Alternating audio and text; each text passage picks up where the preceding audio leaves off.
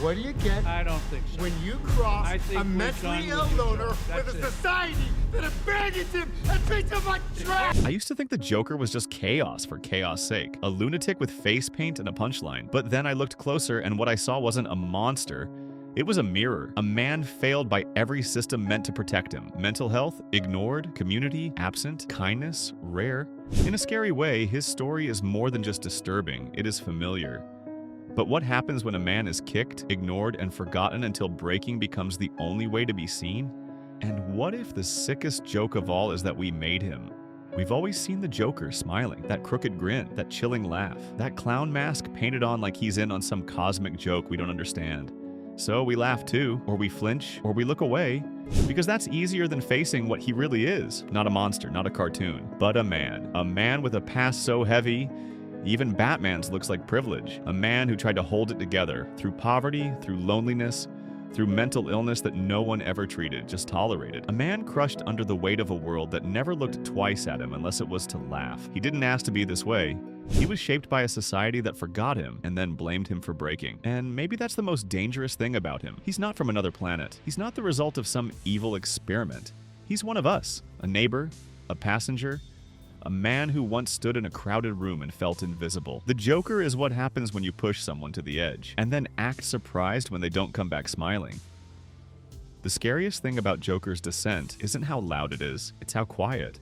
No big villain speech, no world domination plan, just exhaustion. A man who's been laughed at, lied to, and let down so many times, he finally stops trying to make sense of any of it. He doesn't snap in one moment. He erodes piece by piece until there's nothing left to lose. And maybe that's why his story is so hard to trace, because even he doesn't remember the beginning. In The Dark Knight, he tells different stories about his scars. One for every person who asks, an abusive father, a failed marriage, pick your poison. But the point isn't which one is true. The point is, he's so broken, the truth doesn't matter anymore. There is no one Joker origin. Some say he was a failed comedian. Others say he fell into acid. Some think he was always like this. And in his very first comic appearance back in 1940, he was simply a thief, a killer with a smile. No backstory, no motive. Just a man stealing jewels and announcing his crimes like riddles. But maybe that silence was the backstory, because if you read between the lines, you see the shape of someone already forgotten. A man so invisible to the world that crime seemed like the only way to be noticed. He wasn't born evil. He was born into a system that gave him nothing to work with. No help, no second chances. Just one bad day away from becoming something terrifying. So whether he's robbing banks, bombing ferries, or dancing on a late-night talk show, every version shares the same pattern: pain, neglect, rejection. And beneath that painted smile, there's always the same thing staring back: mental illness, isolation, and a slow slide into nihilism. Arthur, Heath's Joker, even the comic book versions, they're all different faces of the same ghost. A man who lost his grip on meaning and found freedom in the chaos that followed. One day, the meds run out. The therapist stops listening. The boss fires him. The city slashes funding. The people on the train beat him for laughing. And then the world acts shocked when he finally breaks. But maybe that's the real tragedy, because Joker isn't just a fantasy. His pain, the loneliness, the mental unraveling, the quiet descent, has echoes in real life. Take James Holmes, for example, the Aurora shooter. He wasn't born evil. He was a neuroscience student, quiet, isolated, and over time his mental health deteriorated, and no one truly noticed. He tried to get help. He wrote about his thoughts, but the system didn't catch him in time. This doesn't excuse what he did, not even close, but it proves a haunting truth: that Joker isn't just a character, he's a mirror. And the sad part is that James Holmes isn't the only real-life Joker. We've seen others, like Elliot Rodger, who left behind a manifesto full of loneliness and resentment before carrying out a massacre. Or Nicholas Cruz, the Parkland shooter, who showed years of troubling behavior without ever receiving real help. Again, I would like to clarify that none of this excuses their actions, but it does reveal a pattern: unaddressed pain, social rejection, a system too slow to care, and too quick to blame once it's too late. And if we don't like what we see, maybe it's time we ask why these stories keep repeating, why the cracks in our system let people fall through until they break. Joker is what happens when pain is ignored long enough to become fury, when a man is pushed so far into silence that he starts to scream, and the only language the world seems to hear: violence. So yes, he smiled. But it wasn't joy, it was surrender. And maybe deep down, a warning? Because if the world is a joke, then what happens when the punchline stops being funny?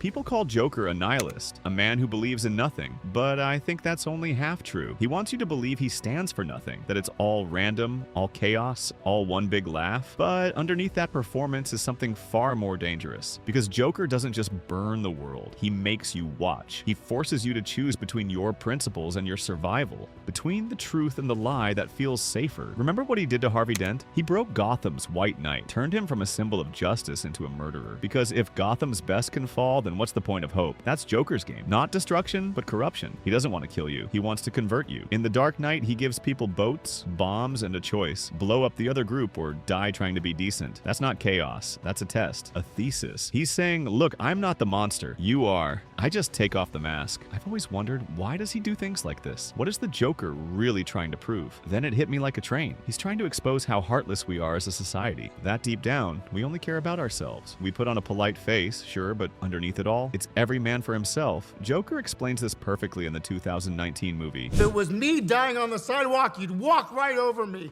I pass you every day and you don't notice me. But these guys, what, because Thomas Wayne cried about them on TV? That's why he's terrifying. He isn't just a killer in face paint. He's the mirror no one wants to look into. Because he doesn't just show us what he's become, he shows us what we might become if the rules stopped working. He doesn't want your money. He doesn't want power. He wants the truth, raw, unfiltered, and ugly. And he'll burn the whole city down just to prove he was right. I used to wonder why Joker stuck with people so much. Why he, out of all the villains, ends up on posters, in memes, even in sympathy. But now I think I get it, because Joker isn't a villain. I know that's a big statement. He's a symptom. He's what happens when systems fail and no one notices. When loneliness becomes normal. When mental illness becomes a punchline. When you scream and nobody hears. Just until you finally break something. Look around. We live in a world that tells you to smile while you're suffering. To keep showing up. To keep paying rent, to keep pretending you're okay, even when you're falling apart inside. And when someone like Arthur finally snaps, we don't ask why. I mean, there's so much self-pity, Arthur. You sound like you're making excuses for killing those young men. We just label him crazy and move on, because it's easier to mock the symptom than face the disease. That's why Joker hits a nerve, because deep down, a part of us sees ourselves in him. Not the crimes, not the violence, but the slow erosion, the quiet ache, the desperate wish that someone, anyone, would just listen. And maybe that's what makes him the most unsettling villain of all. It's not just that he frightens us, it's that he reflects us, the parts we overlook, the questions we avoid, the quiet cracks we all carry on but rarely talk about. He is a warning to our society. And when he finally says, "You get what you effing deserve," it's not a line, it's a reckoning. When I was a kid, I saw Batman and Joker as complete opposites. Order versus chaos. Hero versus villain. But now, I'm not so sure, because the Joker's horror isn't just what he does, it's what he reveals. He shows us how thin the line really is. How one bad week, one broken system, one ignored scream can turn a man into a myth or a monster. But here's the truth. Joker isn't an alien force. He's not the devil. He's what happens when we stop looking out for each other. When kindness becomes rare and pain becomes invisible until it explodes. You don't have to excuse him. You don't have to forgive him because he has done many evil things. But maybe you should listen, because in understanding him, we might understand ourselves and see the cracks before someone else falls through them. Joker is more than a villain. He's a warning, a siren for a society that keeps walking past pain like it's someone else's problem. Because here's the reality. In the US alone, more than 1 in 4 adults, about 23% of the population, experience a diagnosable mental illness each year. Yet, only around half of them ever receive treatment. That's millions of people struggling quietly, slipping through the cracks.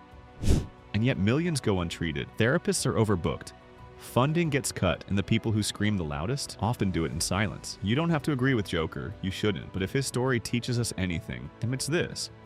When we ignore the broken, we don't just fail them. We risk creating something much worse. And if you're struggling right now, or you know someone who is, please don't stay silent. Talk to someone. A friend, a sibling, a parent. Anyone who cares, because help does exist. People do care. And even if the world feels cold, you don't have to go through it alone. It's heartbreaking that we don't always see people looking out for each other, but that doesn't mean we can't be the ones who start. Sometimes just one honest conversation can make all the difference. So reach out, listen closely, and let's be better to each other before it's too late. Let me know what you think about the Joker's story in the comments. Does he reflect society, or is he just pure chaos? And tell me, which villain should we dive into next? See you in the next one.